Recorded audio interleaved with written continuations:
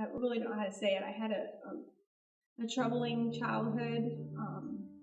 There was a lot of physical and sexual abuse in my life. The relationships with my mom was in different relationships, and there was drug activity in her home, and just a lot, like I said, a lot of different types of abuse, both physical and sexual. So it was just a tough growing up. Like I said, got involved in relationships very young, and just always had this constant struggle, but I really didn't know there was anything wrong with it. I don't know, you have this inner pit that there's something not right, but it seemed normal. Couldn't connect. There was always something that I wanted something more when I was younger, so I didn't really connect with my family. And my father left my mom when I was basically born, so I never met my father. I did years later, when I was about 10, found out that he was killed, murdered. But I did graduate high school, and after high school got involved in a relationship and had a child, not married. When I found out I was pregnant, I didn't really want to tell anybody. It was hard to accept. I really didn't even understand what was going on. Before I met Christ, not growing up as a Christian and not knowing God's way, but there's something inside that you, like I said, always want more. There's some yearning of something that you're not even aware that you're searching for, but really didn't know how to get there because don't have the tools, don't have anybody helping me, not sure where to go or how to get to what I'm trying inside of me. There's something, but don't know how to really achieve it. I had to figure out what to do. I didn't know what to do. I was like in this torment of, oh my gosh, this guy has stolen all this money. I don't know what to do. I've got this 2-year-old. I don't have any family. I don't know how to make it. The gentleman that I moved to Florida with committed suicide, and I was just kind of existing in this inner turmoil, chaos that I just couldn't figure out how to get out of. I didn't know anything else. Again, I've got a young boy. I don't know what to do, so I get involved in another relationship, and I'm at my wit's end. I mean, I'm in a point now where I'm contemplating suicide, and my only dilemma is I have this child. I started thinking about how I was going to take his life and mine.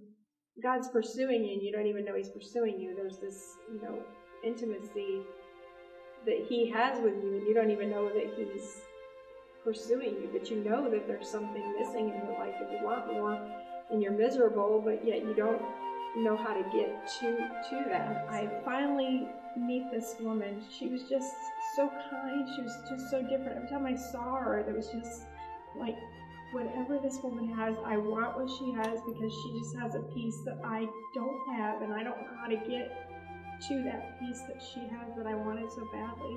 And she started inviting me to church, and in the beginning it was like, no way, because I'm like living with a guy that I'm living with several guys. I've got a child, and outside of marriage, and it's no, church, no.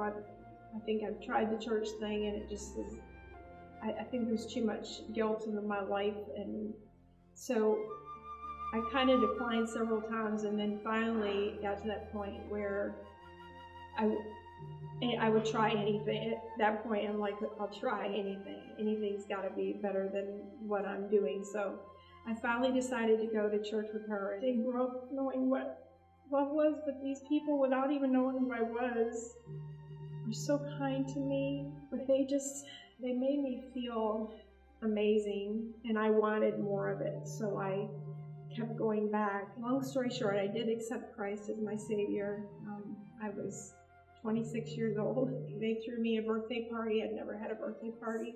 In my late 20s, and they threw me a birthday party. Suddenly, all of the things that I had been seeking and trying to find my whole life since being a little girl were there, revealed to me. I'm just really amazed how God can take something that's so broken and how He can make something so beautiful. My boys, and I don't want to say it too loudly because I don't want a person, won't have to ever see what I Satan. Never. All they know is Christ. Him telling me, I had my hand on you the whole time. And that's what you were seeking. That's why you were different. This is what I called you for such a time is this in your life. They weren't just coincidences, the things that happened or the people that were placed in my life. They were God-sized incidents.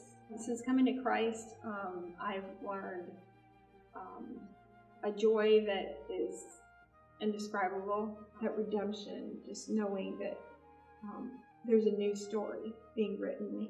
So he was pursuing me my whole life, but I think it was the demonstration of his people actually showing me his love. He was alive. I mean, he was the hugs and the